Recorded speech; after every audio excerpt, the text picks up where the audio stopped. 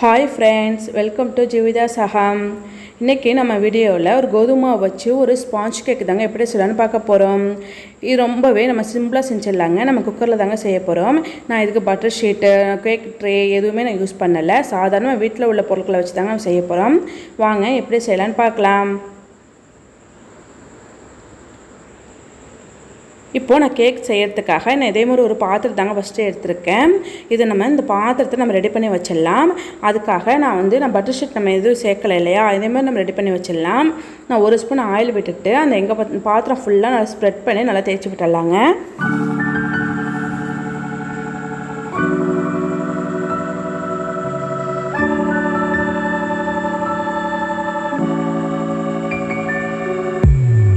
இப்போது நம்ம ஆயில் எல்லாமே நம்ம தேய்ச்சிட்டோம். இது கூடவே நான் ஒரு ஸ்பூன் அளவுக்கு கோதுமை மாவு தாங்க சேர்த்துருக்கேன். அதை சேர்த்துட்டு நல்லா டேப் பண்ணி நம்ம எங்கே பார்த்தாலும் படுற மாதிரி நம்ம இந்த மாதிரி தட்டி தட்டி நம்ம ரெடி பண்ணிக்கலாம். இப்போது நம்ம அந்த எண்ணெய் கூடவே அந்த கோதுமை மாவு சேர்ந்து ஒரு லேயர் மாதிரி ஃபார்ம் ஆகிடுங்க. இதே போல் நம்ம ரெடி பண்ணி வச்சிடலாம். இது ஒரு பக்கம் இருக்கட்டும். அடுத்து நம்ம ஒரு மிக்ஸி ஜாரில் நம்ம முட்டை தாங்க சேர்த்துக்க போகிறோம். நான் ஒரு 3 முட்டை எடுத்துருக்கேங்க. நான் ஏற்கனவே ஜீனி தாங்க அது பவுடர் பண்ணி வச்சுருக்கேன். மிக்ஸிலே நான் சேர்த்துருக்கேன் முட்டையை. 3 முட்டை நம்ம சேர்த்துக்கலாம் மிக்ஸி ஜாரில். அது கூடவே நான் 1 கப் அளவுக்கு நம்ம பவுடர் பண்ண ஜீனி நம்ம சேர்த்துக்க போகிறோம். நான் கப் அளவில் சொல்லியிருக்கேங்க. நம்ம வீட்டில் உள்ள கப் இல்லைன்னா ஒரு டம்ளர் நம்ம எது வேணாலுமே எடுத்துக்கலாம். கரெக்டாக தாங்க வரும். 1 கப் அளவுக்கு நம்ம பவுட்ரு பண்ண ஜீனி சேர்த்துக்கலாங்க. 1/2 கப் நம்ம ஆயில் சேர்த்துக்க போகிறோம். எந்த ஃப்ளேவருமே இல்லாத சன்ஃப்ளவர் ஆயில் தாங்க நான் எடுத்துருக்கேன். இதை நான் ஒரு நிமிஷத்துக்கு நம்ம அரைச்சி எடுத்துக்கலாம். நல்லா கலந்து நல்லா வந்தால் மட்டும் போதும். அதெல்லாம் அரைச்சாச்சுங்க. இப்போ அது கூடவே நான் 1/2 கப் அளவுக்கு தயிர் சேர்த்துக்கிறேங்க. அதையும் நல்லா அரைச்சி எடுத்துகிட்டு வந்துக்கலாம். ரொம்ப அரைக்க வேண்டாம், ஒரு நிமிஷத்துக்கு மட்டும் நான் அரைச்சி எடுத்துக்கலாங்க. நான் ஒரு பாத்திரத்தில் நம்ம சேர்த்துக்கலாம். இப்போது வேறொரு பாத்திரத்தில் நம்ம சேர்த்தாச்சு. இது கூடவே நான் 1/2 கப் அளவுக்கு கோதுமை மாவு எடுத்துருக்கேங்க. நல்லா சளிச்சிட்டு நம்ம எடுத்துக்கலாம். இப்போ அது கூட நான் 1 teaspoon baking powder, 1/2 teaspoon baking soda, ஒரு 1/4 டீஸ்பூன் அளவுக்கு நம்ம உப்பு சேர்த்துக்கலாங்க. இது நம்ம பேக்கிங் சோடா பேக்கிங் பவுடர் இல்லைன்னா நம்ம ஈனோ இருக்கு இல்லையா, ஈனோ நம்ம சேர்த்துக்கலாம். நல்லா சேர்த்துட்டு இதே மாதிரி கொஞ்சம் மெதுவாக நம்ம மிக்ஸ் பண்ணி நல்லா கலந்து விட்டுக்கலாங்க.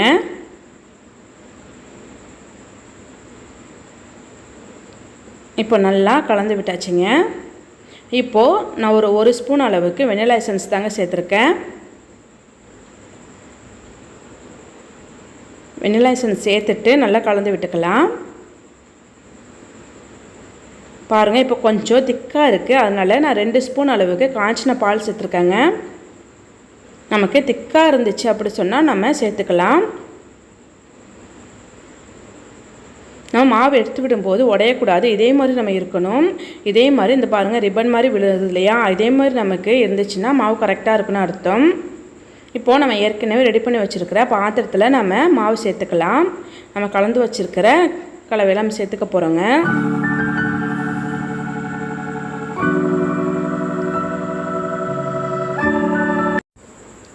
நல்லா மாவு நம்ம சேர்த்த பிறகு இதே மாதிரி நம்ம தட்டி நம்ம டேப் பண்ணி விட்டுக்கலாங்க.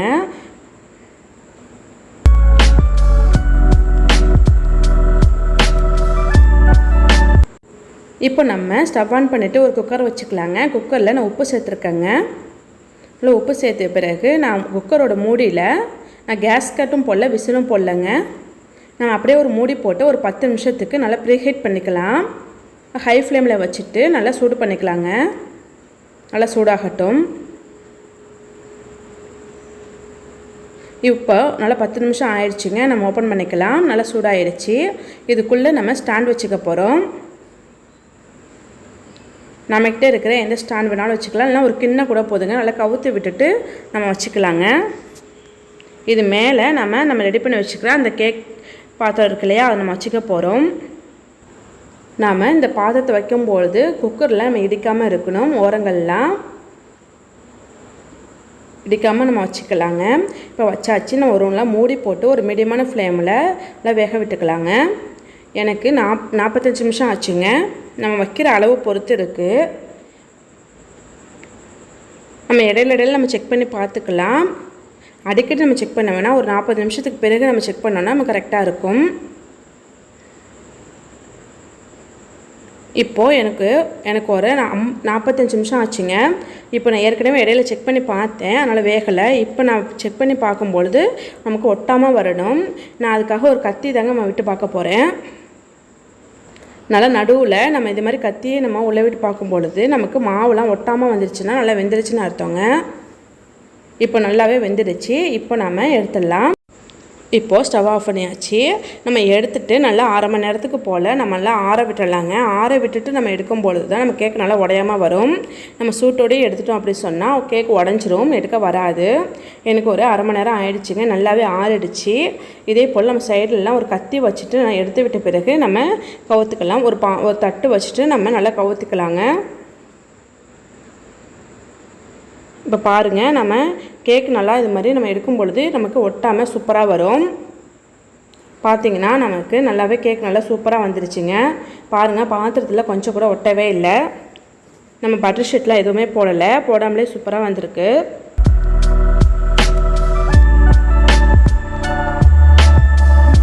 பாருங்கள், கேக் எவ்வளோ சாஃப்டாக இருக்குது பாருங்கள். இது கோதுமை மாவில் செஞ்சதுன்னு சொன்னாலே நம்ப மாட்டாங்க, அவ்வளோ சூப்பராக வருங்க.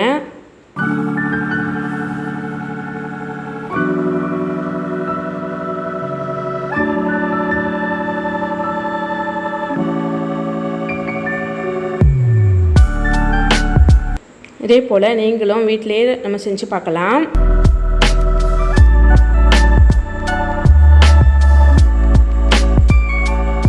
இந்த மாதிரி பாருங்கள், கட் பண்ணக்குள்ளேயே அவ்வளோ சாஃப்டாக இருக்கும். இதே போல் நீங்களும் செஞ்சு பாருங்கள். இந்த வீடியோ பிடிச்சிருந்தா ப்ளீஸ் மறக்காமல் சப்ஸ்கிரைப் பண்ணிக்கோங்க. லைக் பண்ணுங்கள், ஷேர் பண்ணுங்கள், கமெண்ட் பண்ணுங்கள். தேங்க்யூ.